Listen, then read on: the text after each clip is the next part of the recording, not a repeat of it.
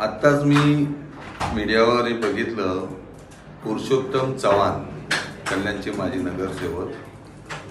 खरं तर आम्हाला पण विशेष वाटलं की ते डायरेक्ट तिथे आले कसे, कारण नाही जेवढे आम्ही राजीनामा देणार होतो त्यांच्या लिस्टमध्ये होते आणि नाही पुरुषोत्तम चव्हाण यांचा आमचा कुठला संपर्क झाला होता.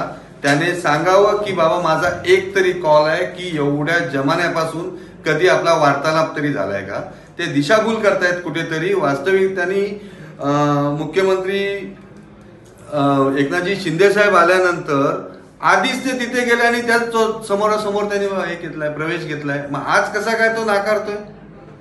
चुकीचं आहे. म्हणजे हे जाणीवपूर्वक तुम्ही केलेलं षडयंत्र आहे. आणि एक पुरुषोत्तम चव्हाण गेला तर काय फरक पडणार आहे? काही फरक नाही पडणार आहे, कारण वास्तविकता ही आहे की तुम्ही स्वतःहूनच स्वतःच्या पायावरती दगडी मारून घेतले.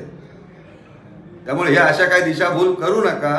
पुरुषोत्तम चव्हाण स्वतःच्या इच्छेने आला होता आणि तो स्वतःहून तिथे त्याने भगवा झेंडा धनुष्यबाणाचा आणि हातात घेतलाय, गळ्यात मफलर घेतलाय आणि तो भाईंना म्हणजेच शिंदे साहेबांना भेटलाय तिथे.